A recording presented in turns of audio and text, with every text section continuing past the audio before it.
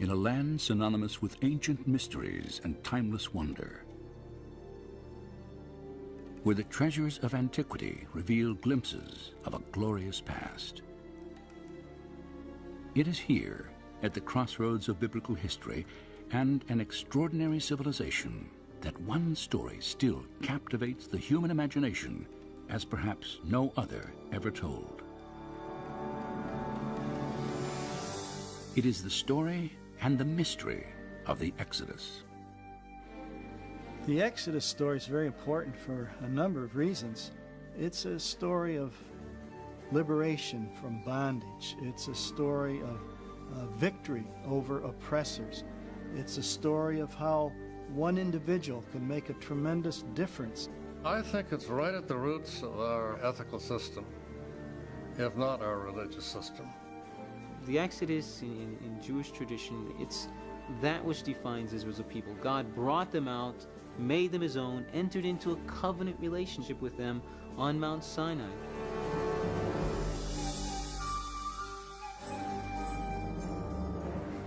The Exodus story has endured for more than 3,000 years, and the power of its message and imagery is undeniable.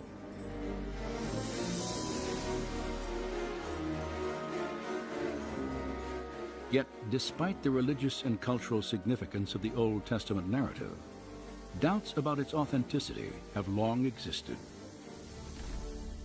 Scholars generally have rejected the historicity of the Exodus account, and this is because of this lack of direct evidence outside the Bible that would substantiate these events. And this is why you have, in scholarly circles, great skepticism about whether we can ever establish firmly a root of the Exodus, or even that there was an Exodus.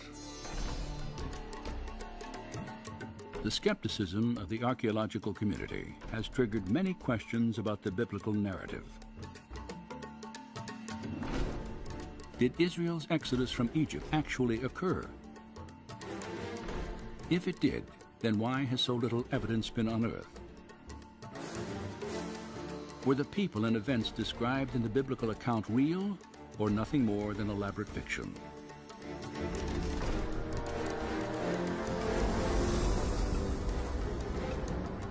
During the next hour, we will travel from the Nile Delta to the depths of the Red Sea to investigate these questions in the light of new evidence and discovery.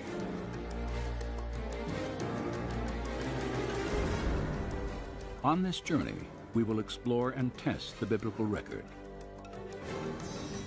For if there's any historical truth to accounts of the Exodus, then some evidence of Moses and the children of Israel should still exist, even if it lies buried under water and sand.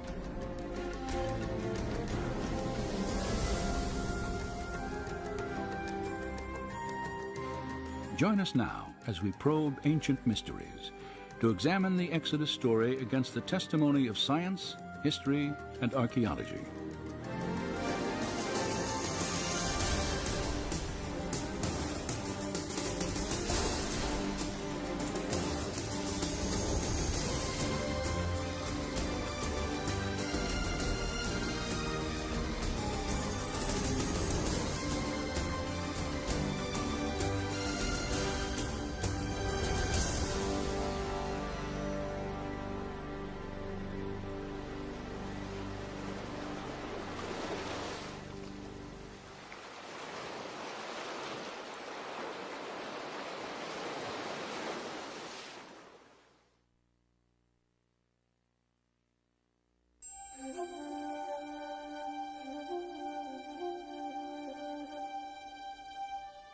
Then Pharaoh spoke to Joseph, saying, "The land of Egypt is before you. Have your father and brothers dwell in the best of the land. Let them dwell in the land of Goshen."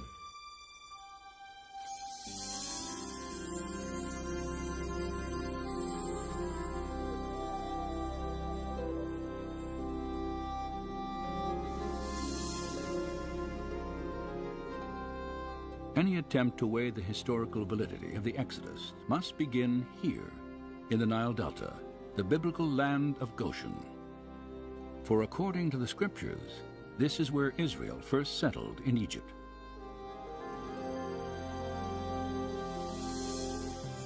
Nearly 4,000 years ago, the Hebrew patriarch Joseph, then a prisoner in Egypt, is said to have interpreted Pharaoh's dream foretelling 7 years of abundant harvest, followed by 7 years of devastating famine. After delivering this prophecy, Joseph was commissioned to oversee the harvest and storage of grain throughout the land. And when famine struck, news of Egypt's abundance spread quickly to its neighbors. There is, again, plenty of extra-biblical as well as biblical evidence of constant moving back and forth between Palestine and Egypt, particularly in times of famine.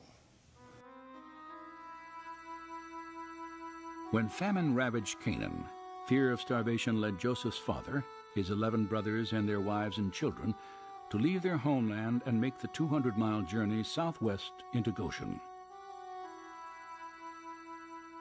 And as Egypt prospered under Joseph's leadership, a grateful Pharaoh offered his family permanent sanctuary in the richest area of the empire. The biblical record dates these events at early in the 19th century BC. But have archaeologists ever confirmed that a significant Canaanite population once inhabited northeastern Egypt during this time? Over the past 4 decades, extensive investigation has established the presence of ancient Israel in the Nile Delta. In 1966, just outside the small town of Cantir, an Austrian research team headed by Dr. Manfred Bietek made the first of a remarkable series of discoveries. Ruins at an excavation site called Tel El Daba are remains of what is now believed to be the earliest Israelite settlement in Egypt. Studies of pottery fragments and construction techniques have verified that primitive mud walls here were once part of an unfortified village built by Canaanite farmers in the middle of the 19th century BC. Manfred Bietek's work has provided us with the only tangible evidence for the presence of Israelites in Egypt. The earliest Asiatic occupation at Tel El Daba is in Area F, Stratum D2. And this is a very interesting level because the people living there were pastoralists, living a very simple lifestyle. They had very small structures that they lived in, evidence for keeping animals in pens and so on. This dates to the time of Jacob, of Joseph. It's at the right place. It's an Asiatic culture. Obviously, these people were not local Egyptians. They had migrated into this area from the land of Canaan. And so this could very well be evidence for the Israelites in Egypt. While excavating in these cornfields, Manfred Bietek's team made another intriguing find. In a plot of land, later identified as Area F, they uncovered the ruins of a village. In this small village there in Stratum D2, dating to the time of Joseph, all the remains are Asiatic in nature. The material culture there is Asiatic, nothing is Egyptian. A map of the excavation site confirms its distinctly Israelite origins. And there was one house in particular which was larger than the other houses. And it was laid out in kind of a horseshoe fashion around a central courtyard. And then around this rather large structure were smaller structures. And this perhaps may be the very first house built using this design. Archaeologists immediately recognized that the design of this horseshoe-shaped dwelling was identical to structures built in Israel centuries later. It was a prototype of Hebrew architecture constructed near the time Joseph was believed to have lived in Egypt.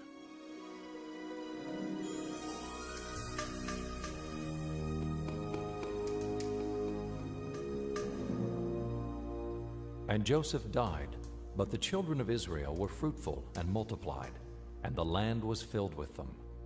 Then there arose a new king over Egypt, who did not know Joseph. And he said, "Look, the people of the children of Israel are more and mightier than we. Come, let us deal with them, lest they join our enemies and fight against us."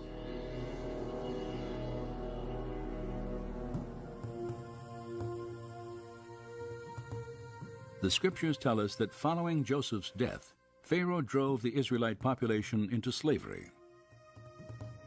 Several archaeological discoveries have also confirmed this aspect of the biblical account.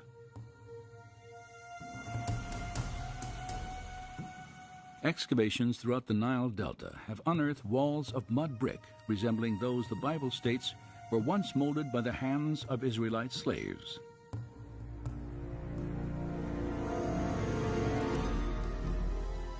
This practice was vividly illustrated in an 18th dynasty tomb painting depicting foreign slaves making bricks from mud and straw. An inscription on the mural echoes the slave master's dreaded warning. "The rod is in my hand, be not idle."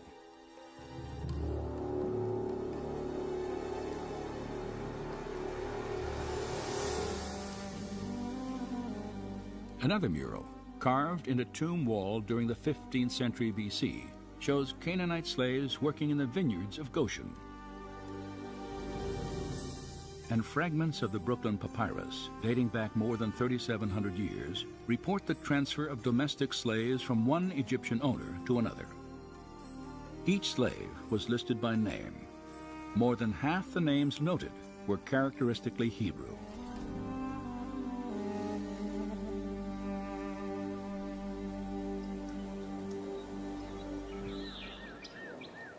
There is now little doubt that a significant Israelite population lived in Egypt for several hundred years after the time of Joseph. Yet if biblical accounts of the Exodus are historically viable, then there should also be evidence of Israel's arrival in Canaan, the Promised Land, sometime between the 14th and 12th centuries BC. Such evidence does exist.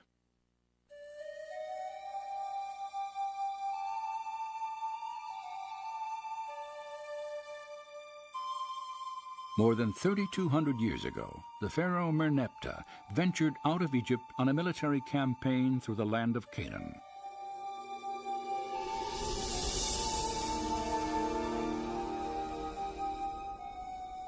Later, in a poem proclaiming his victories, he boasted that Israel is laid waste.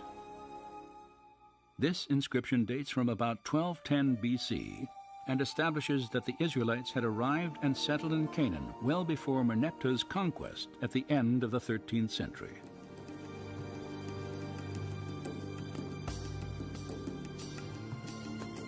Additionally, at Tel Amarna in Egypt, archaeologists have uncovered a series of letters on cuneiform tablets. Many were authored by Canaanite rulers early in the 14th century BC. These letters contain desperate pleas to the Egyptian pharaoh Akhenaten for military assistance to defend Canaan from nomadic invaders. One of them warns that if Pharaoh does not act, all Canaan will be lost. The invaders were identified by the name Apiru. And this is kind of a generic term for stateless individuals, people who weren't connected with any particular urban center. And so the Israelites undoubtedly would have been referred to as either Apiru or Asiatics by the Egyptians. I do think that the term Apiru is the origin of the term Hebrew. If the name Apiru referred to the Hebrew people, then the Tel Amarna inscriptions provide strong evidence for the presence of Israel in Canaan. They also suggest Israel may have entered the country earlier than scholars had previously thought, at the beginning of the 14th century BC. Recent excavations of the Canaanite city of Hatzor could also support a 14th century Israelite invasion. Evidence has been uncovered that the city was destroyed at least twice during the period described in the biblical books of Joshua and Judges.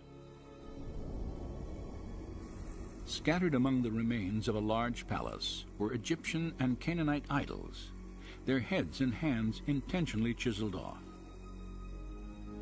Archaeologist Amnon Ben-Tor has concluded by process of elimination that the invading Israelites must have ravaged Hatzor, for neither the Egyptians nor the indigenous Canaanites would have purposely destroyed their own gods. So we should expect to find evidence in Canaan for the conquest. And when we examine some of the places that are named in the book of Joshua, we do indeed find archaeological evidence to back up the biblical account. If archaeological evidence shows that Israel appeared in the Promised Land between 1400 and 1200 BC, and if it also documents a Hebrew population in the Nile Delta for centuries before these dates, then one conclusion follows. The Israelites must have migrated from Egypt into Canaan, and an exodus actually occurred.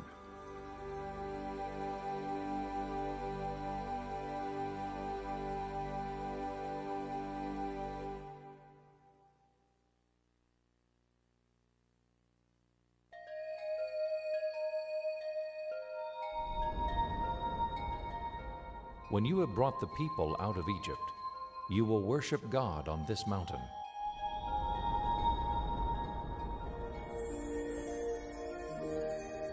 If an exodus took place, then a new question arises. What path did the children of Israel follow in their flight from Egypt?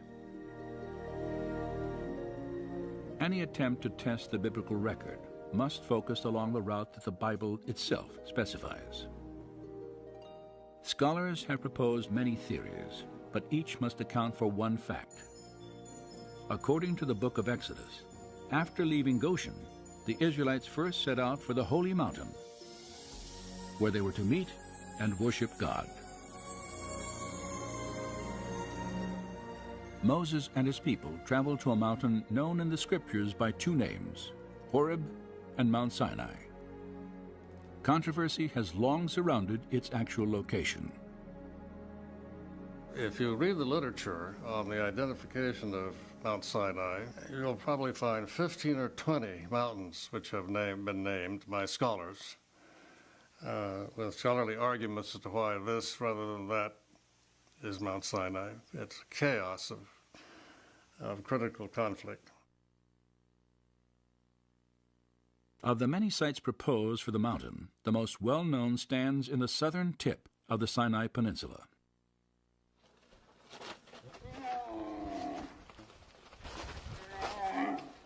Each morning throughout the year, pilgrims from around the world climb to the 7,500-foot summit of what is generally considered to be Mount Sinai.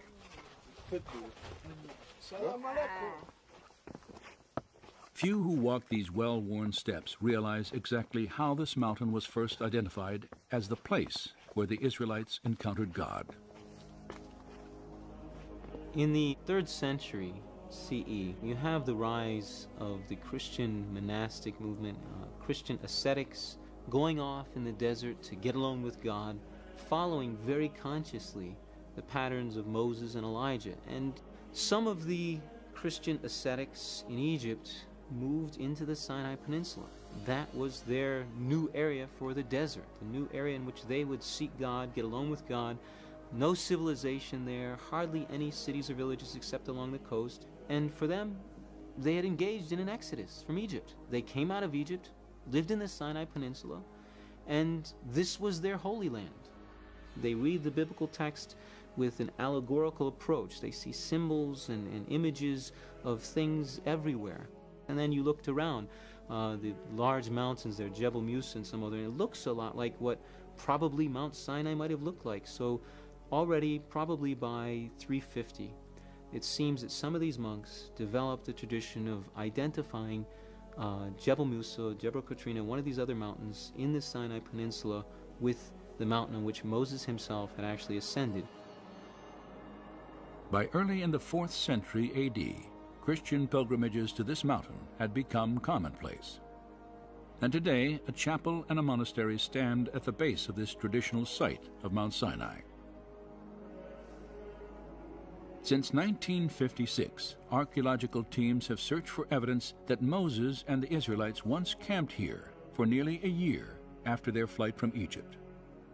Well, the Department of Antiquities brought together bands of archaeologists, both Israeli and non-Israeli, to try to do the most comprehensive survey imaginable, because they knew that Sinai was going back to Egypt. So there was intense surface exploration, and when we go to Sinai, we can't find anything. It is tabula rasa so far as the period of Moses is concerned. It was empty. When it was under Israeli control, they found nothing really which would suggest Israelite interest in that area. Out of over 8,000 inscriptions from the southern half of the Sinai Peninsula, only a handful are Hebrew or Aramaic, hardly any. And so the tradition of identifying one of the mountains in the Sinai Peninsula with the Mountain of Moses was a Christian invention, purely a Christian invention, without any Jewish precedence whatsoever. No Jews were ever interested in the Sinai Peninsula with any respect, anyway, to Moses. Does the lack of Hebrew tradition and archaeological evidence discredit the biblical record, as many skeptics have argued? Or does it indicate that Mount Sinai stands somewhere other than the Sinai Peninsula? On this second question, the Bible appears to speak quite clearly.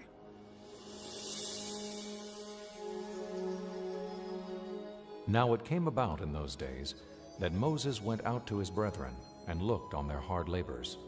And he saw an Egyptian beating a Hebrew. And when he saw there was no one around, he struck down the Egyptian and hid him in the sand. When Pharaoh heard of this matter, he tried to kill Moses. But Moses fled from the presence of Pharaoh and settled in the land of Midian.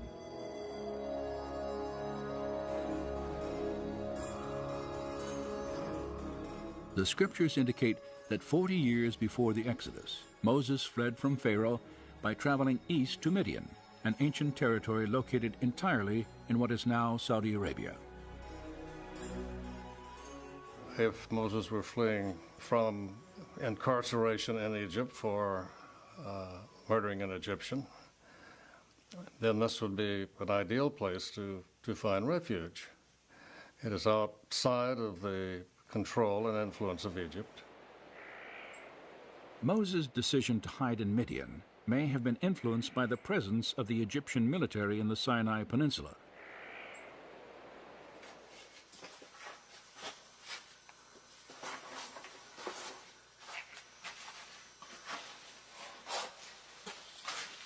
"3,500 years ago, Pharaoh's soldiers supervised the construction and operation of copper and turquoise mines throughout the southern Sinai. Inscriptions on their walls and the surrounding ruins of ancient temples still provide graphic evidence of Egypt's presence here during the years of Moses' exile. It is doubtful that, as a fugitive, Moses would have lived or traveled anywhere in the South Sinai with an army committed to his capture close at hand. The prospects of sanctuary in Midian, however, were far greater.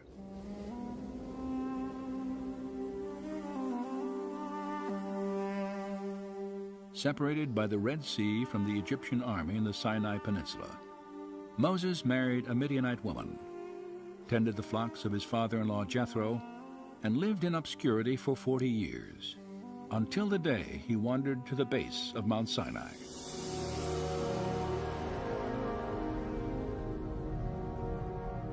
There, God spoke through a burning bush and revealed his plan to free Israel from bondage. Given the biblical record, some believe that Mount Sinai must be in Midian. But is there any other evidence to support this theory? Several Jewish documents, some written 600 years before Christian traditions, locate the Mountain of God in Midianite territory.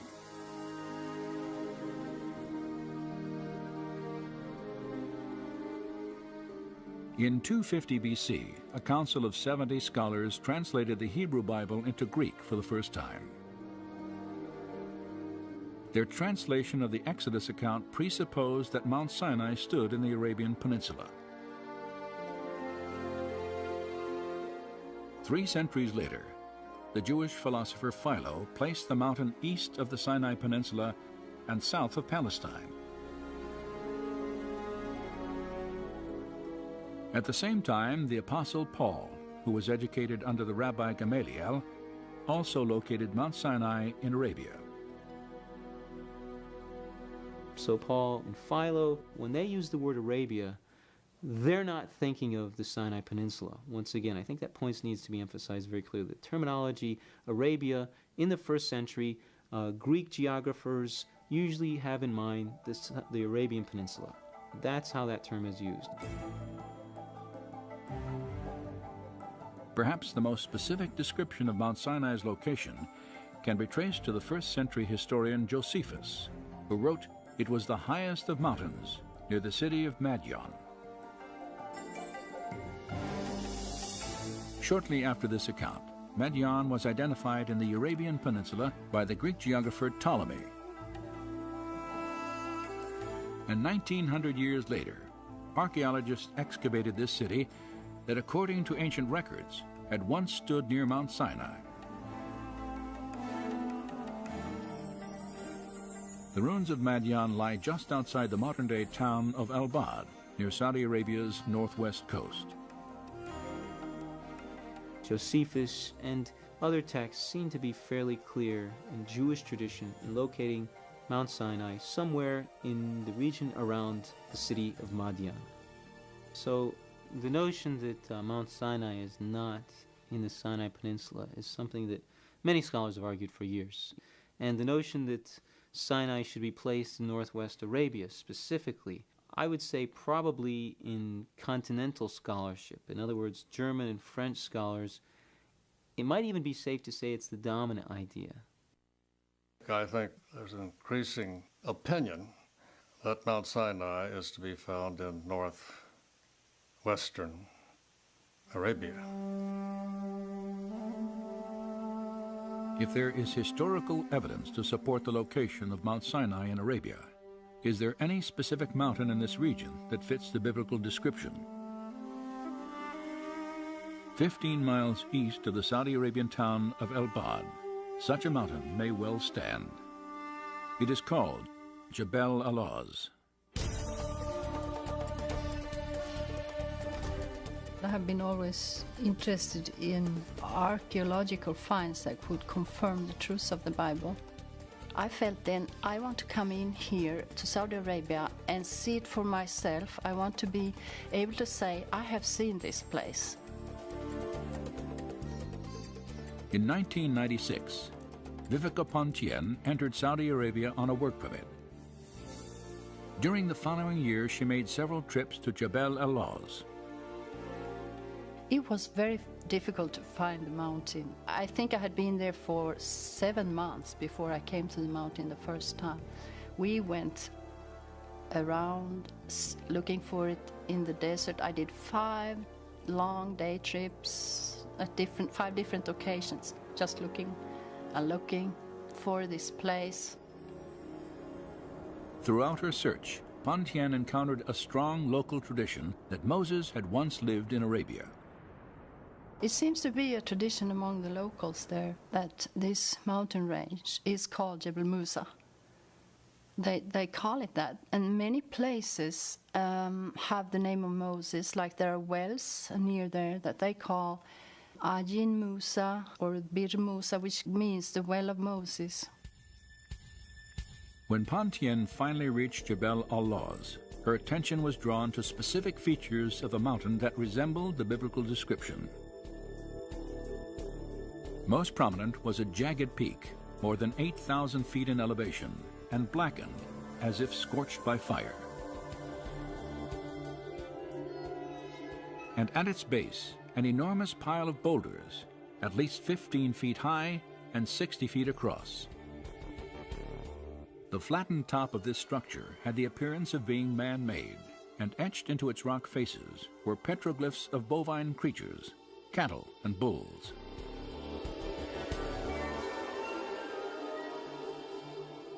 The distinctive horns in some of the inscriptions resemble those found on pictures of sacred Egyptian Apis bulls.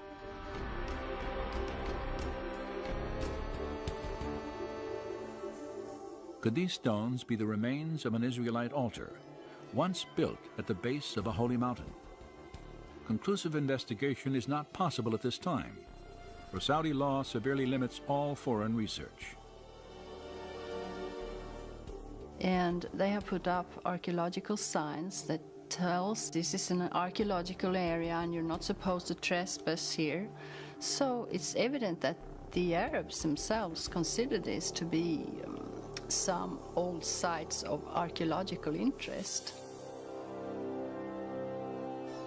Satellite photos of the area have revealed another geographical feature that parallels the biblical account: a sprawling plain of more than 10,000 acres. Flat, surrounded by mountains, and adjacent to the dried bed of an ancient river, it could have provided an ideal place for the Israelite encampment 3,500 years ago. Just west of the mountain stands another possible link to the Exodus account: a towering rock 60 feet high. It is split from top to bottom, and evidence of water erosion is etched into its base.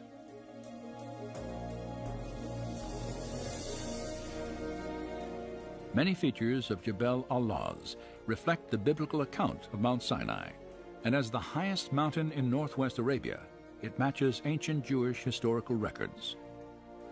Based on the textual evidence, Jebel al-Lawz is as good a guess as any. It might even be the best guess. It's definitely better than anything in the Sinai Peninsula, and probably better than any other guess we have. It'd be nice to have some excavation, and that's really a desideratum. We need excavation. We need somebody who's a competent, trained archaeologist to go in, record the material carefully, submit it for dispute and debate among other scholars, because there's too many gaps in our knowledge. The intriguing similarities between Jebel al-Lawz and the biblical record may indeed stimulate new investigation here. Yet whether or not future excavations confirm this site as the actual Mountain of God, a considerable body of documentary evidence indicates that Mount Sinai is located somewhere in northwestern Arabia.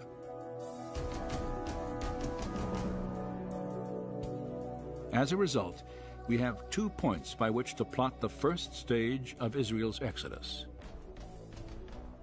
For Goshen provided a beginning, and Midian a destination and direction. And between them must lie a body of water.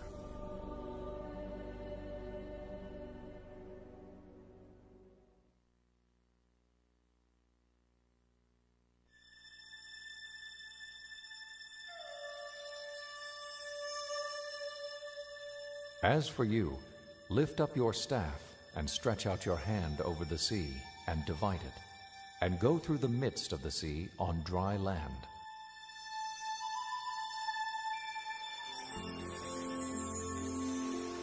The Exodus account states while on their journey to Mount Sinai, the children of Israel encountered a seemingly insurmountable obstacle: the waters of the Red Sea.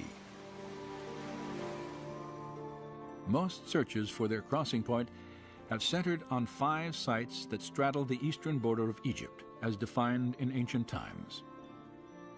3 of these sites are inland saltwater lakes: Manzala to the north, Timsah, and the Great Bitter Lake. Another location, the dry bed that was once Lake Bala, has also been considered. The 5th possibility is on the northern end of the Gulf of Suez, at a beach whimsically named on tourist maps as Pharaoh's Bath. 3,500 years ago, each of these bodies of water would have been relatively shallow, ranging in depth from about 3 to 50 feet. Not surprisingly, naturalistic explanations for the Israelites' crossing are common here, including a receding tide or strong wind, that could have lowered water levels enough to allow for passage on foot.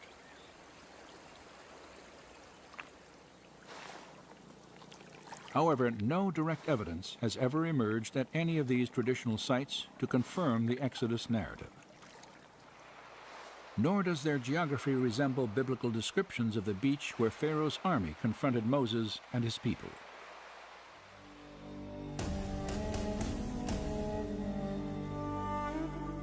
For Pharaoh will say of the sons of Israel, "They are wandering aimlessly in the land. The wilderness has shut them in."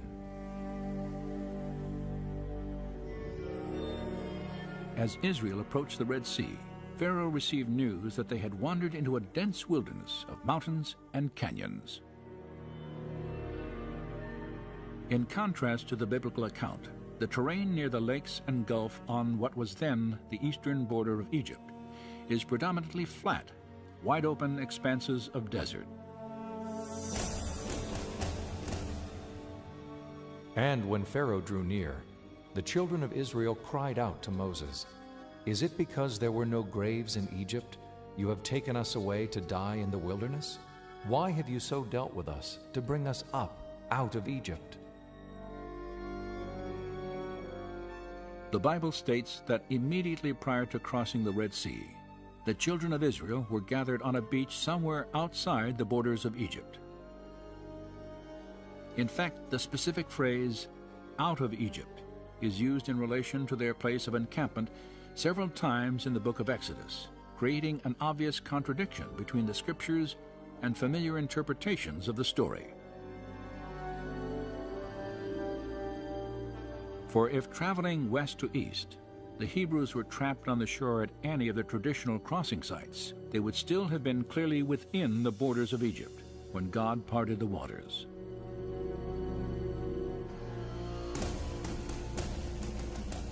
Was it not you who dried up the sea, the waters of the great deep, who made a road in the depths of the sea?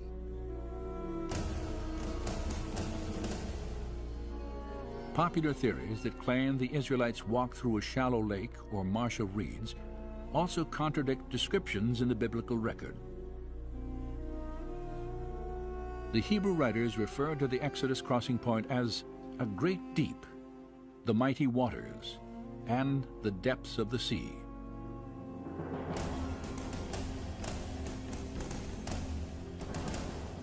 And the Egyptians pursued and went after them into the midst of the sea. Then the waters returned and covered the chariots, the horsemen, and all the army of Pharaoh. Not even one of them remained.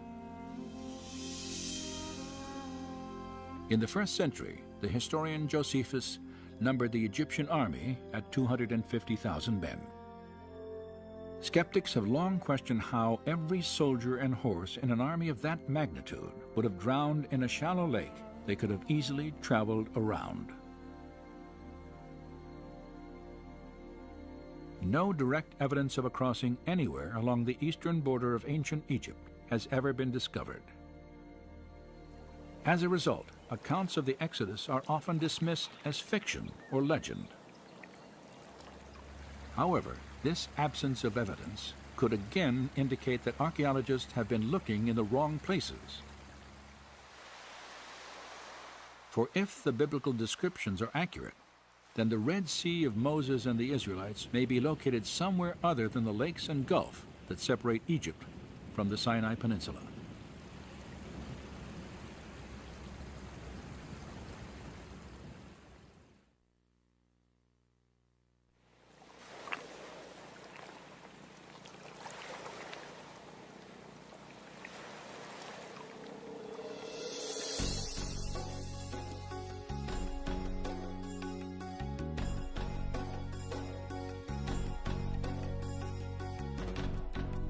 Well, I'm a scientist, so I try to analyze things and I try to go to the bottom with different issues, and the goal for this trip is to look at the Bible text as a book of history, a book of historical events, and that they describe something that really has happened, and then from the text try to understand what really could have happened. In the spring of 2000, Dr. Leonard Moeller took part in an expedition through Egypt and the Sinai Peninsula. Möller is a medical research scientist at the Karolinska Institute in Stockholm, Sweden. He is also trained in the field of marine biology. His skills in analytical research, coupled with a deep interest in biblical archaeology, had drawn him to the Middle East on many occasions. Now, as a member of an international team organized by Discovery Media Productions, he had come to the Gulf of Aqaba to renew his search for evidence of the Israelites' Exodus journey. For several years, Möller studied historical and documentary evidence suggesting Midian as the probable location of Mount Sinai. He realized that to reach the mountain of God, the Israelites would have first crossed a body of water located east of Egypt's ancient borders. The land of Midian is always on the east coast of the Gulf of Aqaba, and the mountain was in the land of Midian. There Moses saw the burning bush, etc. So if the mountain is on the east coast of the Gulf of Aqaba, and if the land of Midian is there, and if all these events took place there, they have to cross some water to get there. And therefore, the Gulf of Aqaba is of great interest. As the right arm of the Red Sea, the Gulf of Aqaba separates the Sinai and Arabian peninsulas. Möller recognized several specific connections between the Gulf and biblical accounts of the Exodus. A prime example is found in the book of 1 Kings.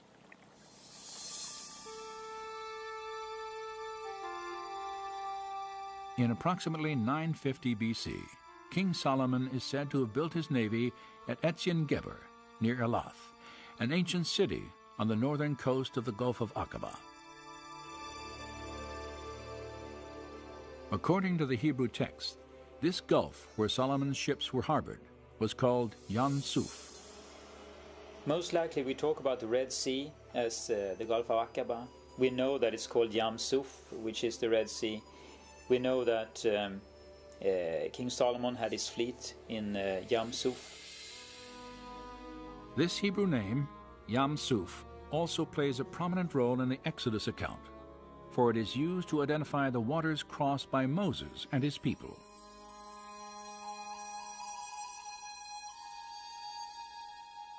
The geography of the Gulf of Aqaba also resembles biblical descriptions of the Yam Suf God once parted for Israel.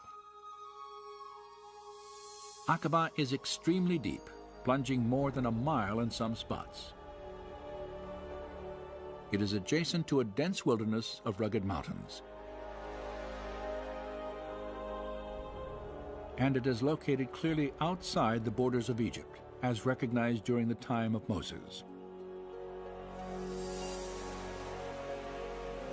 These similarities to the Scriptures have led Leonard Möller and others to theorize that the Gulf of Aqaba is the Red Sea of the Exodus story. And if they are correct, then two distinct possibilities for a crossing point exist. The first is located on the bottom of the Sinai Peninsula, at the Straits of Tiran. This channel, 5 miles across, is one of the most popular recreation areas on Earth, as spectacular reefs and marine life attract divers from throughout the world. But the topography of the seafloor here would have made an Israelite crossing highly unlikely. For less than a mile offshore, a subterranean canyon plunges nearly 1,000 feet at a grade so steep, passage on foot across jagged coral beds would have been virtually impossible, even if the waters were miraculously removed.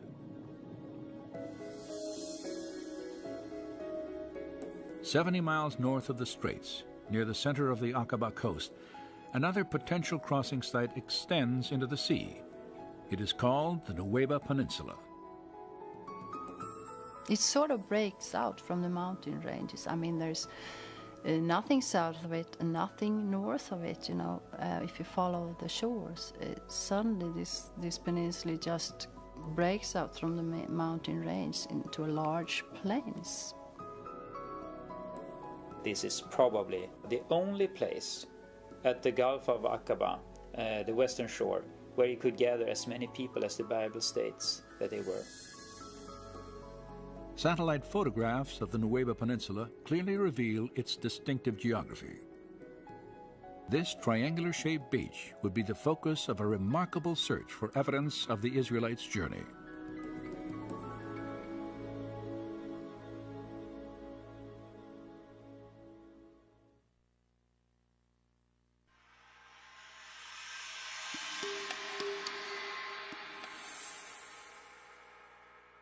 When Pharaoh let the people go, God did not lead them on the road through the Philistine country. For he said, if they face war, they might change their minds and return to Egypt. So God led the people around by the desert road toward the Red Sea.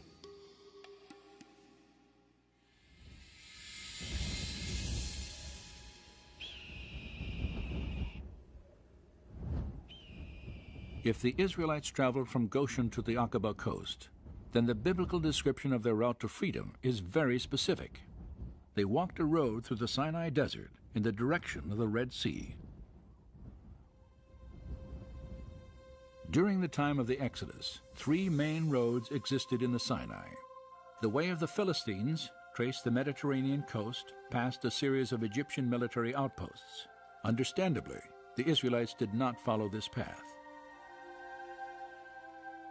The way of Shur, an inland trail, terminated not on the shores of Yam Suf, but in the vast desert of southern Canaan. Only the southernmost road, a trade route that stretched from Egypt to the top of the Red Sea and then on to Midian, matched the biblical description.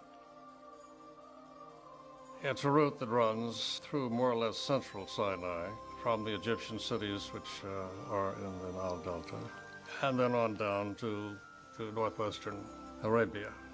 This is a period when the incense route was beginning to develop. So we do have evidence of travel back and forth between Egypt and what we would call Midian. Located above the peninsula's rugged mountain ranges, this trade route was well suited for travel, as its flat, hard-packed terrain made long journeys on foot manageable and commonplace. When Moses fled from Pharaoh after killing an Egyptian slave master, he would have followed this route to sanctuary in ancient Midian. Then, 40 years later, he led his people out of Egypt over this same desert road again.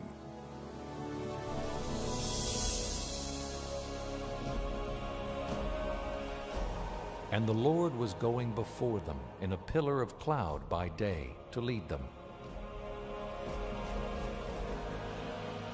and in a pillar of fire by night to give them light, that they might travel by day and night. The Swedish Bible says clearly that they were traveling both day and night, and at night they had this pillar of fire leading them and enlightening them, and at day it was this cloud that I guess also overshadowed them because of the heat of the day, so they could travel both day and night. By walking through the desert during the cooler hours of the early morning and night, the Israelites could have crossed the Sinai in approximately 3 weeks, the time allowed by the biblical record. The scriptures imply they had a significant head start on the Egyptian army, for many days passed before Pharaoh decided to bring Israel back into captivity. Then, while his army prepared to give chase, he received a surprising report of Moses' path through the wilderness.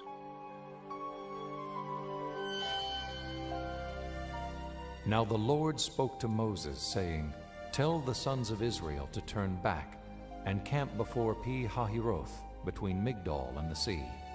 For Pharaoh will say, They are wandering aimlessly in the land. The wilderness has shut them in.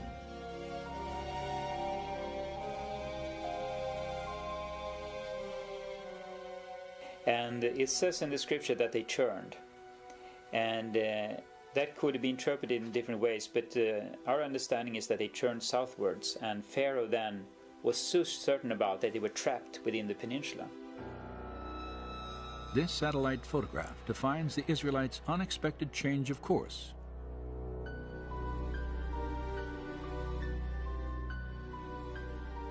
They had entered a winding maze of dry riverbeds that branched off the southern trade road in a twisting path to the coast. And within this canyon, called Wadi Watir, Moses and his people were hemmed in between walls of rock 2,000 feet high.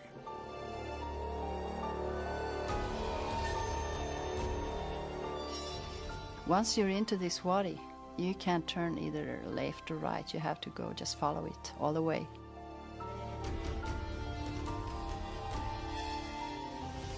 You have huge mountains on each side, so you can't get anywhere else except follow this valley.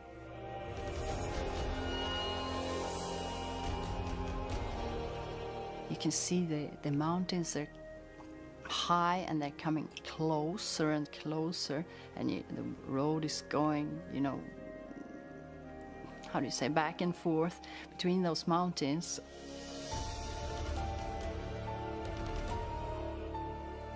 After walking 18 miles through the wadi, the Israelites caught their first glimpse of the mouth of the canyon and an even greater obstacle that now stood before them.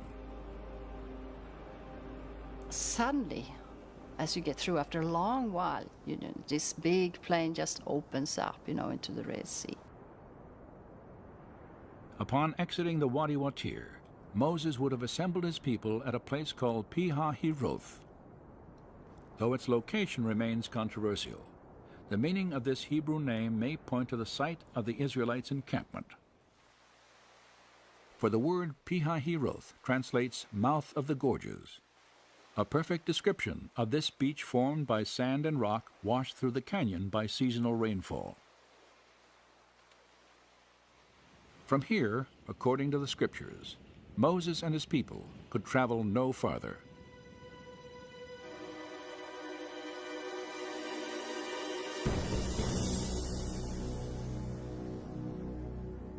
Then the Egyptians chased after them with all the horses and chariots of Pharaoh, his horsemen and his army. And they overtook them camping by the sea, beside Pi-Hahiroth.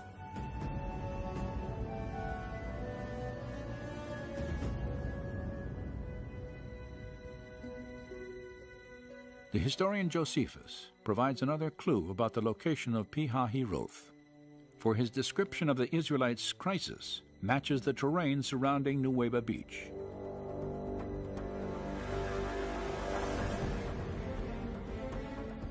Now, when the Egyptians had overtaken the Hebrews, they also seized on the passages by which they imagined the Hebrews might fly, shutting them up between inaccessible precipices and the sea. For there was on each side a ridge of mountains that terminated at the sea, which were impassable by reason of their roughness and obstructed their flight. When and if they ended up at this peninsula, then of course they would have been in a very desperate situation. And according to the Bible, Moses didn't know anything what to do. He was completely trapped. The people wanted to kill him, surrounded by mountains, the sea, and they couldn't go anywhere. At Nuweiba Beach, the Israelites were surrounded by mountains to the north and south, an ocean to the east, and the Egyptian army to the west. Hopelessly trapped, it is not difficult to understand their anguished cry to Moses, "Why did you lead us out of Egypt to die?" In response, Moses again looked to God for deliverance.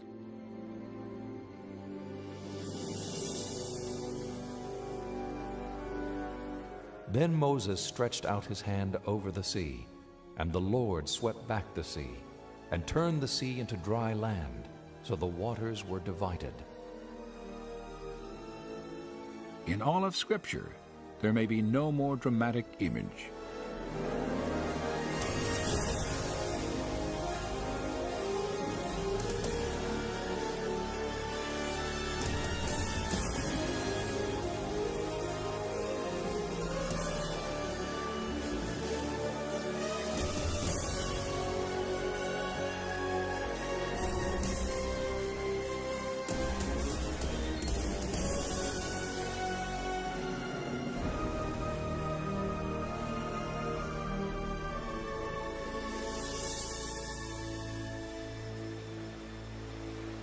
the biblical account of an ocean divided, Israel's passage to safety, and the destruction of Pharaoh's army defy naturalistic explanation. But if these events did occur, then physical evidence could still lie off the shore of the Nueva Peninsula. For more than 20 years, divers and explorers from 3 continents, each intrigued by clues linking the Gulf of Aqaba and the biblical Yam Suf, have come to Nueva Beach seeking possible evidence of an Israelite crossing.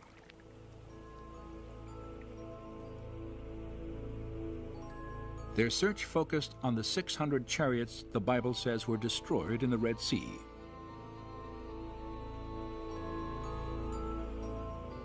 Inscriptions thousands of years old, and the few chariots recovered from ancient tombs reveal much about the construction of these legendary vehicles of war. Could any of them actually be found on the seafloor off the Nueva Peninsula? The first time I came to Nueva, the purpose was to verify, to document, and to establish hypotheses that this could be a link in the Exodus pathway. Based on his analysis of documentary evidence, Leonard Moeller had long suspected the Aqaba coast as the probable location of the Red Sea crossing.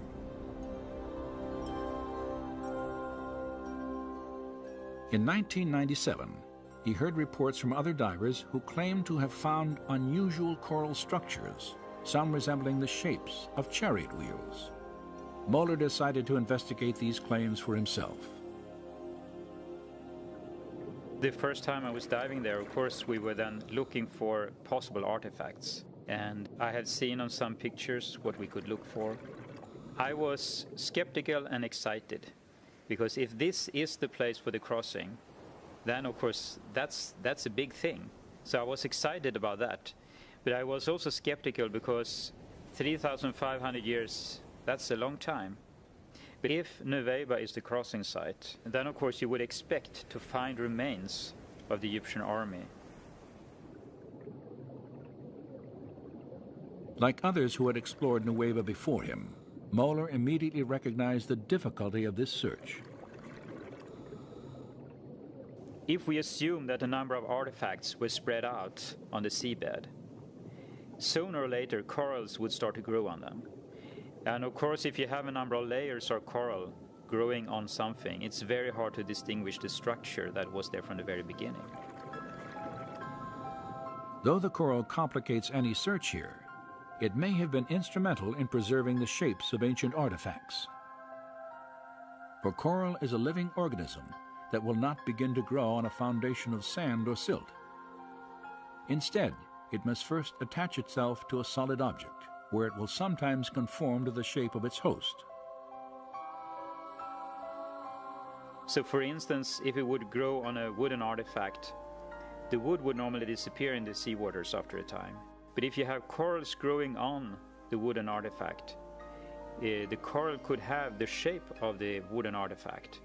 And then the corals would consume the wooden material over periods of time, but still keep the shape of the wooden artifacts.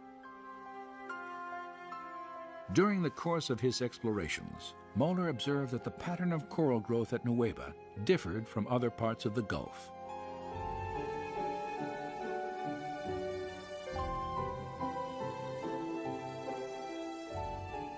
Unlike the coral at the northern and southern ends of Aqaba, which often forms large, dense reefs, some covering many acres, the formations at Nueva Beach are generally smaller and scattered randomly across the seafloor.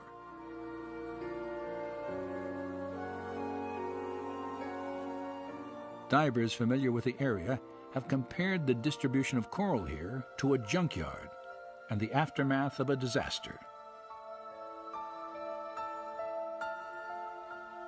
This description is fitting, and among the strange formations in these waters, many display features indicative of human engineering.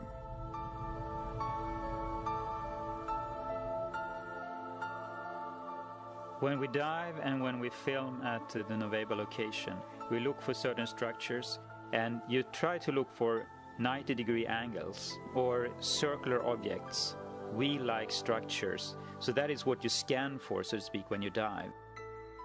There are situations where you see something that looks like an axle, a hub, something that looks like a wheel, and you say to yourself, this is not a coral reef, this is a coral growth on an artifact. And that is what's different to me when I compare corals at other locations around the world. Since the earliest explorations at Nuweiba, one distinctive type of formation has often been identified on the sea floor. A slender, table-like structure, sometimes standing on end, with a coral-encrusted base, a straight shaft, and a circular top.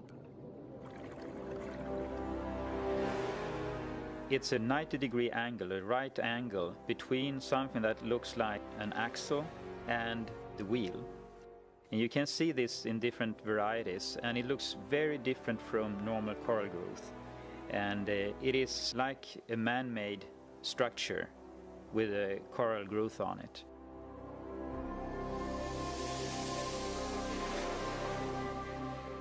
While most of the possible artifacts found off the coast of Nuweiba are covered with coral, one significant discovery was not. There is one find at the Nuweiba location that is of great interest, and that is the gilded wheel. It is a wooden basic structure of the wheel, and is covered with gold, or electrum. It's a mixture of silver and gold, and corals have not been able to grow on it. It's been very well preserved. Although it's very fragile, it seems like the wooden content has been dissolved. So I mean, you could break it if you would try to remove it. After its discovery, the fragile wheel-shaped veneer was photographed, then left in place on the sea floor. Later analysis revealed that its dimensions and design resembled four-spoke chariot wheels painted on an 18th dynasty tomb wall near the biblical date of the Exodus.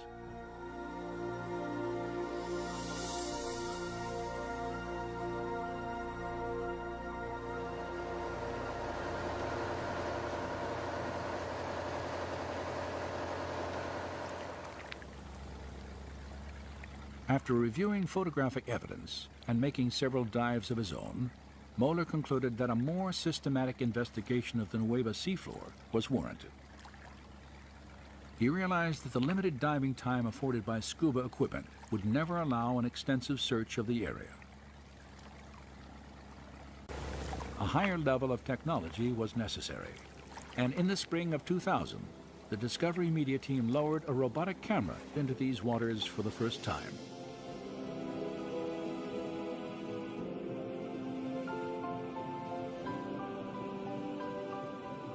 This has never been done. No one have been in the area at all with a remote control camera.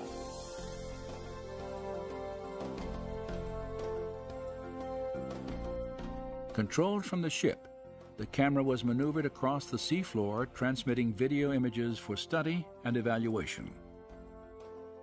We have been down to some 80-90 meters, so we can go deeper down that we can't do with ordinary diving, and we can be down as long as we like.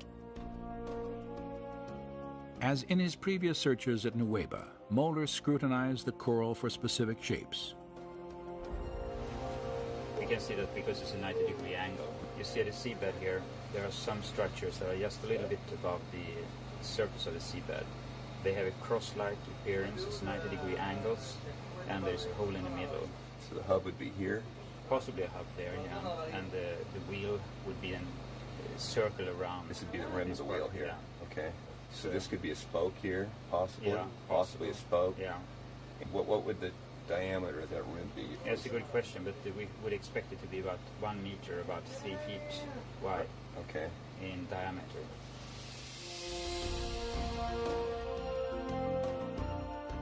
The robotic camera's survey revealed many shapes and objects familiar to Moeller, including coral formations with right angles, arches, discs, and straight shafts, fused into larger masses that had the appearance of twisted wreckage.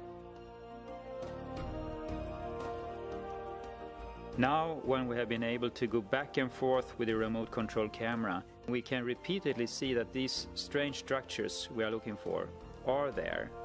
Not at one place, but you see them again and again and again.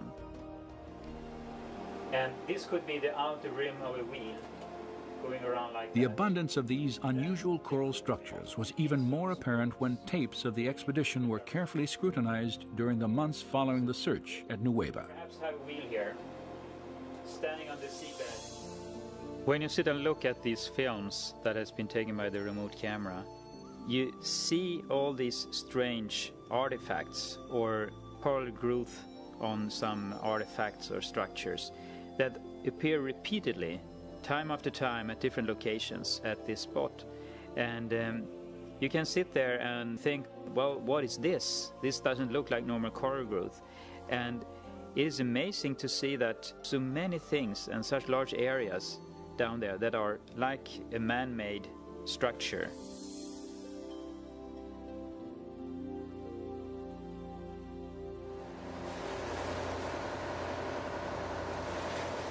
While the robotic camera logged hours of video documentation, Viveka Pontien and other divers on a second research vessel used metal detectors to evaluate specific structures on the sea floor.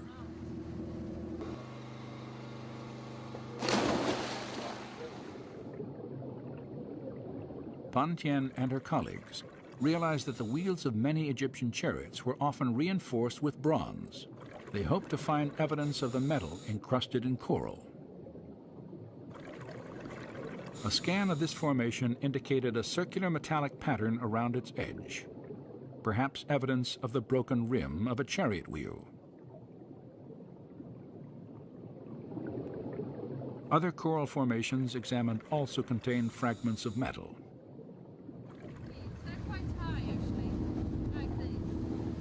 Viveka Pontien's interest in this research was heightened by a discovery she had made 3 years earlier, 8 miles due east of the Nueva Peninsula.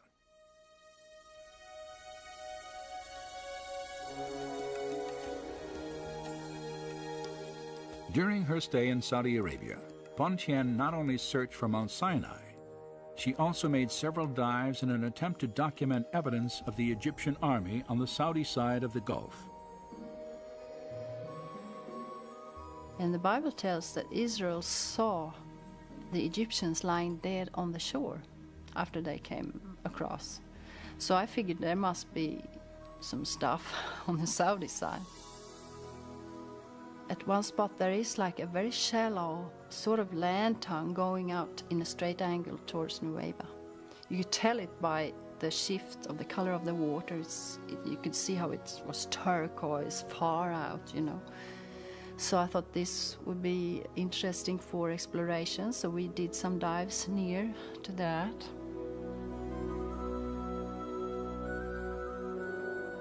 The scattered, irregular coral formations on the Saudi side of Aqaba resemble those previously found off the Nueva Peninsula.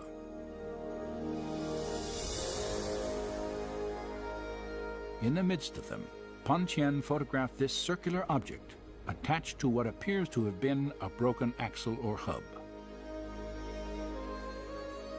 This discovery was significant for 2 reasons. Pontien had documented the coral-encrusted form of a wheel with dimensions similar to ancient Egyptian artifacts directly across from the proposed Nueva crossing site. Her find also provided independent confirmation of earlier evidence establishing wheel-like formations on both coasts of the Red Sea, in accordance with descriptions in the biblical record. And the Lord looked down on the Egyptian army, and he made the wheels of their chariots come off.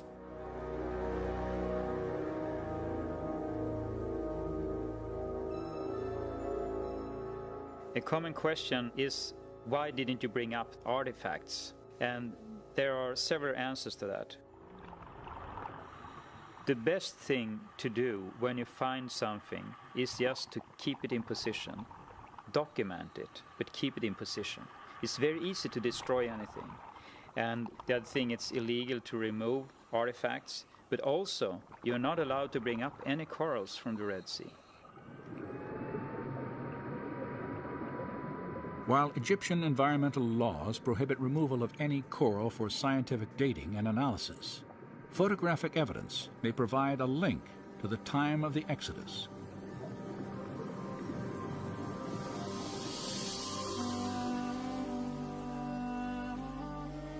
Scholars have recognized that the design of the chariot wheel can be used to identify specific periods in Egyptian history. In the waters of Aqaba, it appears that remnants of 4- and 6-spoke wheels have been discovered. These designs were used simultaneously only during Egypt's 18th dynasty and no later than about 1400 BC, a time frame that coincides closely to the biblical date of the Exodus.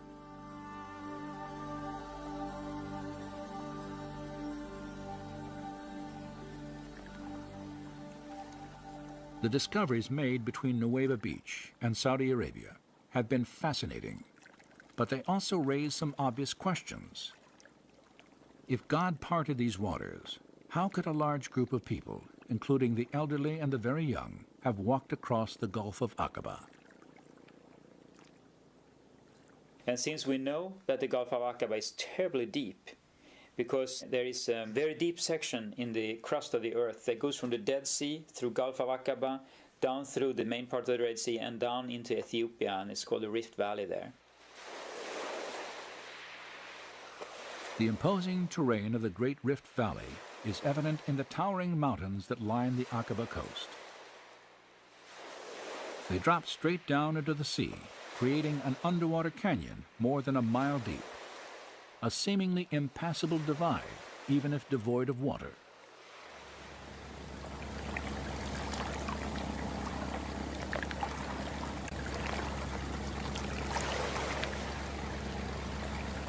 While surveying the subsurface topography of the Nuweiba crossing site, evidence was uncovered that could help explain how Israel walked from one coast to the other.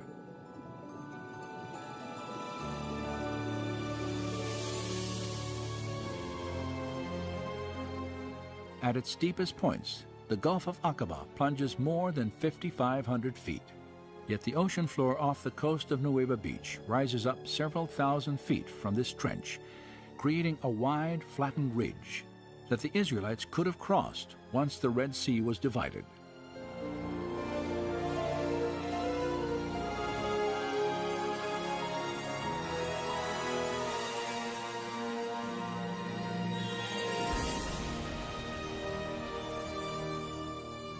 Simulated to scale in this computer animation, the view of the Gulf south of the Nuweiba Peninsula is striking. A chasm, deeper than the Grand Canyon, extends more than 50 miles. Its steep shorelines stand in sharp contrast to the shallow grade of the gently sloping ridge that extends from Nuweiba Beach to Saudi Arabia. It is a ridge that resembles what the Old Testament prophet Isaiah once called a pathway through the mighty waters. The robotic camera was used to evaluate the physical characteristics of this undersea ridge for the first time. It's just flat, extremely flat, and very wide. There are no corals, there are no pieces of rock, and we followed that far out in the Gulf of Aqaba. It got deeper and deeper, but it was very flat all the time. And the interesting thing is also that the material on the seabed is not mud, as it is in the Gulf of Suez or at other places. It's a thin layer of sand or silt. It is easy to walk on it if you take away the water, and there would be no limit to have an enormous amount of people there, except the water, of course, but that's not our problem. God took care of that.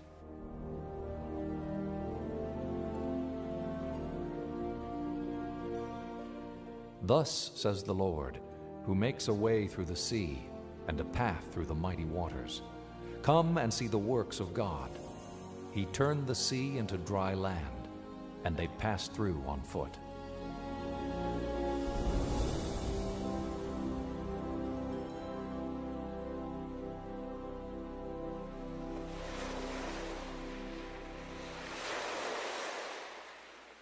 While the existence of an underwater ridge stretching from Nueva Beach to Saudi Arabia may make it easier to understand how the Israelites could have crossed the Aqaba Gulf, it does not explain the actual parting of these waters in the manner described by the writers of the Exodus account. My understanding at Nueva is that if the water was removed so they could cross there, it is nothing that we could explain from a scientific point of view, period. Well, if you look at the Red Sea crossing as it's described in the Bible, what you clearly see there is this situation where a wind has come up and has dried out the land for them to cross. But then there's this element where the waters have formed a wall to the left and the right of the Israelites as they pass through. And they say that 2 or 3 times, so it's quite clear in their memory that the waters were like a wall.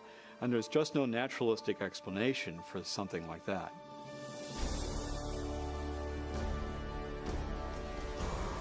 For those who accept the idea that God could have divided the Red Sea by performing a miracle, the lack of naturalistic explanation poses no difficulty. Scholars, however, have generally assumed that miracles are impossible because they violate the laws of nature. As a result, any document based on a miraculous event must be historically unreliable. This reasoning, though widespread, is not without opposition. Some scholars, including the late Oxford philosopher and writer C.S. Lewis, have noted that accounts of biblical miracles display features of genuine historical literature. Lewis, in particular, argued that miracles, properly understood, never violate natural law. It is inaccurate to define a miracle as something that breaks the laws of nature. It doesn't. Laws of nature tell what will happen, provided there's no interference. A miracle is an interference with nature by a supernatural power. Miraculous elements in a biblical narrative do not, therefore, preclude its historicity. C.S. Lewis believed that miracles are acts of God, and therefore entirely possible if there is a God to take action. If you assume that God doesn't exist, then miracles are impossible, of course. But if God does exist, then there's the possibility that miracles could have occurred. So when we're looking at events in the Bible like this, we have to be objective when we come to the evidence. We have to look at the data and say, is it really clear enough that a miracle might have really occurred here? If we objectively look at the evidence then, and it really seems to lead in the direction of something miraculous, then we need to be open to that. After more than a century of research, where does the body of available evidence for the Exodus now lead?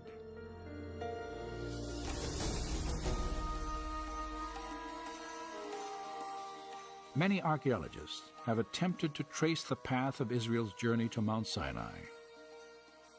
The routes they have most frequently proposed have yielded little or nothing in the way of actual confirmation.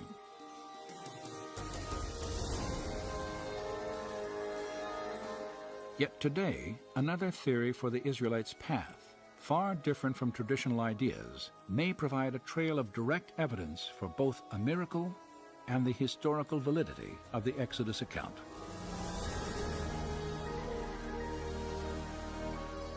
Beginning in northeastern Egypt, Egyptian records and archaeological excavations document the presence of a Hebrew slave population several centuries prior to the probable time of the Exodus. Evidence also shows that the Hebrews later appeared in Canaan, the promised land, after centuries of bondage. Historical documents and possibly archaeological evidence locate the Mountain of God in northwest Arabia, the site of biblical Midian.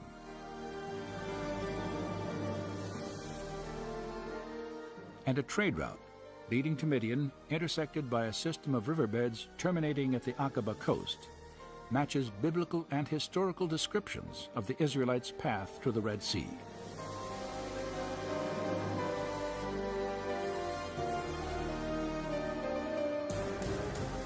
There, in the waters off Nuweiba Beach, structures resembling 18th dynasty chariot wheels lie embedded in coral on an elevated ridge that connects the Sinai and Arabian peninsulas.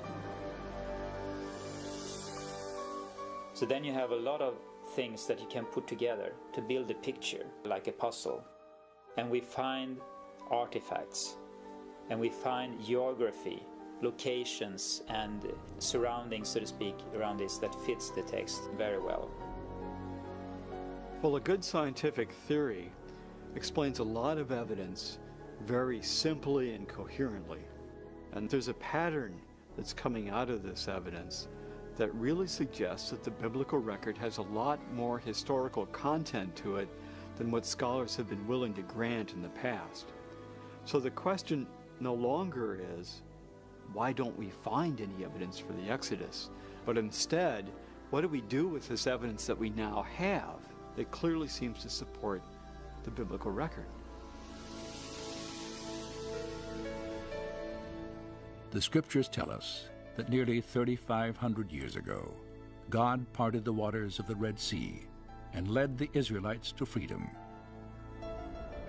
Did it happen here? Did it happen at all? Is the biblical description factually accurate?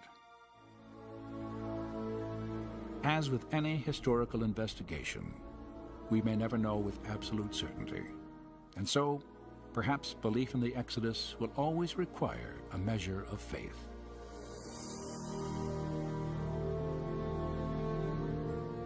But facts and faith need not conflict, as recent discoveries suggest. For history and archaeology have now uncovered compelling reasons to reconsider the extraordinary claims of the Exodus story.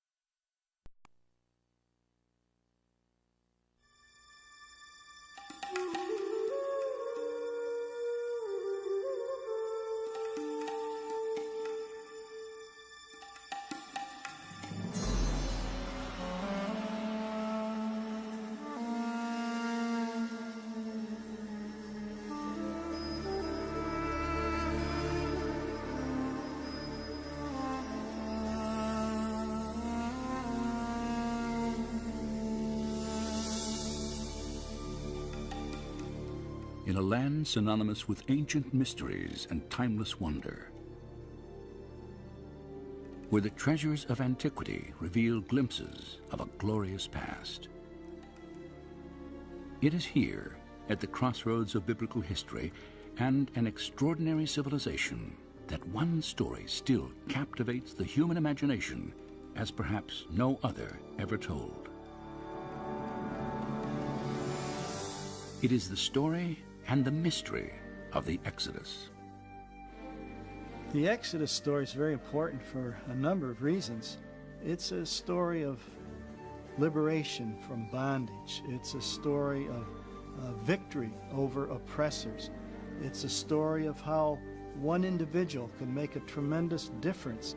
I think it's right at the roots of our ethical system, if not our religious system. The Exodus in Jewish tradition, it's that which defines Israel as a people. God brought them out, made them his own, entered into a covenant relationship with them on Mount Sinai.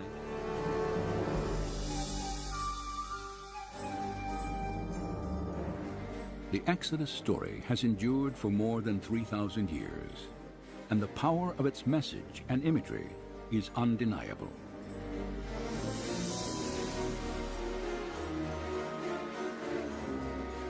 Yet, despite the religious and cultural significance of the Old Testament narrative, doubts about its authenticity have long existed. Scholars generally have rejected the historicity of the Exodus account, and this is because of this lack of direct evidence outside the Bible that would substantiate these events. And this is why you have, in scholarly circles, great skepticism about whether we can ever establish firmly a root of the Exodus, or even that there was an Exodus. The skepticism of the archaeological community has triggered many questions about the biblical narrative. Did Israel's exodus from Egypt actually occur? If it did, then why has so little evidence been unearthed? Were the people and events described in the biblical account real, or nothing more than elaborate fiction?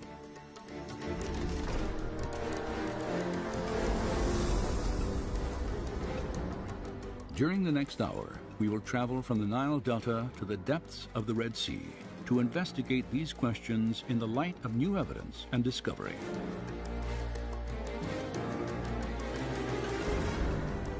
On this journey, we will explore and test the biblical record. For if there's any historical truth to accounts of the Exodus, then some evidence of Moses and the children of Israel should still exist, even if it lies buried under water and sand.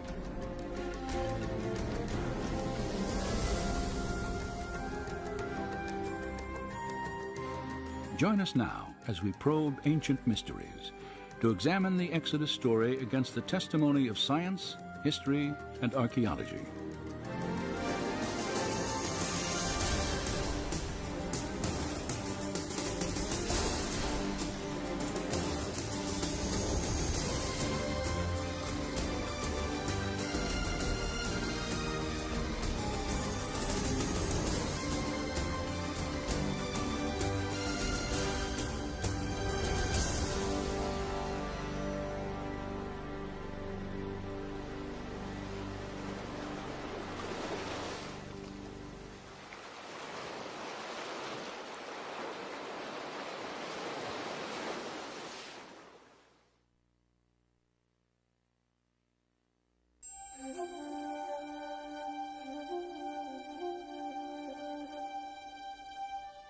Then Pharaoh spoke to Joseph, saying, "The land of Egypt is before you. Have your father and brothers dwell in the best of the land." Identical to structures built in Israel centuries later. It was a prototype of Hebrew architecture constructed near the time Joseph was believed to have lived in Egypt.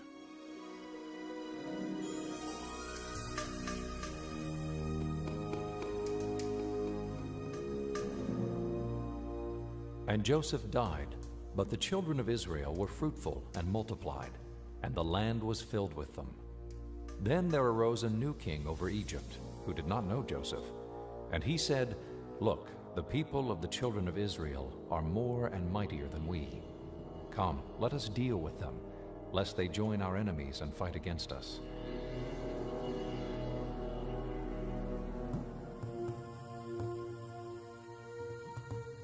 The scriptures tell us that following Joseph's death, Pharaoh drove the Israelite population into slavery.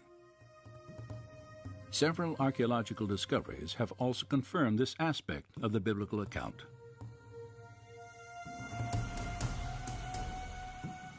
Excavations throughout the Nile Delta have unearthed walls of mud brick resembling those the Bible states were once molded by the hands of Israelite slaves.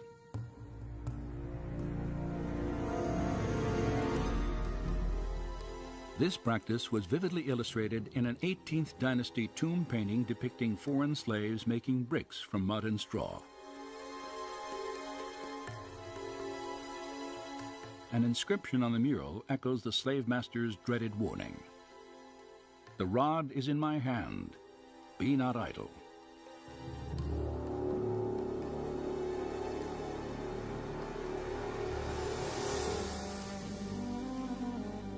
Another mural, carved in a tomb wall during the 15th century BC, shows Canaanite slaves working in the vineyards of Goshen. And fragments of the Brooklyn Papyrus, dating back more than 3,700 years, report the transfer of domestic slaves from one Egyptian owner to another. Each slave was listed by name. More than half the names noted were characteristically Hebrew.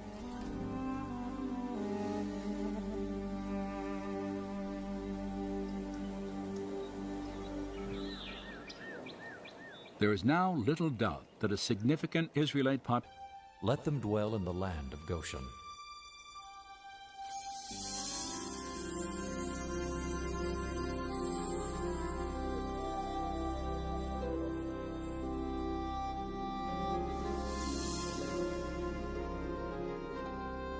Any attempt to weigh the historical validity of the Exodus must begin here, in the Nile Delta, the biblical land of Goshen.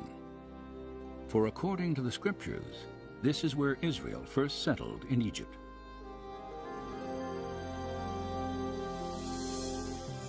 Nearly 4,000 years ago, the Hebrew patriarch Joseph, then a prisoner in Egypt, is said to have interpreted Pharaoh's dream foretelling 7 years of abundant harvest, followed by 7 years of devastating famine. After delivering this prophecy, Joseph was commissioned to oversee the harvest and storage of grain throughout the land. And when famine struck, news of Egypt's abundance spread quickly to its neighbors. There is, again, plenty of extra-biblical as well as biblical evidence of constant moving back and forth between Palestine and Egypt, particularly in times of famine. When famine ravaged Canaan, fear of starvation led Joseph's father, his 11 brothers and their wives and children, to leave their homeland and make the 200-mile journey southwest into Goshen. And as Egypt prospered under Joseph's leadership, a grateful Pharaoh offered his family permanent sanctuary in the richest area of the empire. The biblical record dates these events at early in the 19th century BC. But have archaeologists ever confirmed that a significant Canaanite population once inhabited northeastern Egypt during this time? Over the past 4 decades, extensive investigation has established the presence of ancient Israel in the Nile Delta. In 1966, just outside the small town of Cantir, an Austrian research team headed by Dr. Manfred Bietek made the first of a remarkable series of discoveries. Ruins at an excavation site called Tel el-Daba are remains of what is now believed to be the earliest Israelite settlement in Egypt. Studies of pottery fragments and construction techniques have verified that primitive mud walls here were once part of an unfortified village built by Canaanite farmers in the middle of the 19th century BC. Manfred Bietek's work has provided us with the only tangible evidence for the presence of Israelites in Egypt. The earliest Asiatic occupation at Tel el-Daba is in Area F, Stratum D2. And this is a very interesting level because the people living there were pastoralists, living a very simple lifestyle. They had very small structures that they lived in, evidence for keeping animals in pens and so on. This dates to the time of Jacob, of Joseph. It's at the right place. It's an Asiatic culture. Obviously, these people were not local Egyptians. They had migrated into this area from the land of Canaan. And so this could very well be evidence for the Israelites in Egypt. While excavating in these cornfields, Manfred Bietek's team made another intriguing find. In a plot of land, later identified as Area F, they uncovered the ruins of a village. In this small village there in Stratum D2, dating to the time of Joseph, all the remains are Asiatic in nature. The material culture there is Asiatic, nothing is Egyptian. A map of the excavation site confirms its distinctly Israelite origins. And there was one house in particular which was larger than the other houses. And it was laid out in kind of a horseshoe fashion around a central courtyard. And then around this rather large structure were smaller structures. And this perhaps may be the very first house built using this design. Archaeologists immediately recognized that the design of this horseshoe-shaped dwelling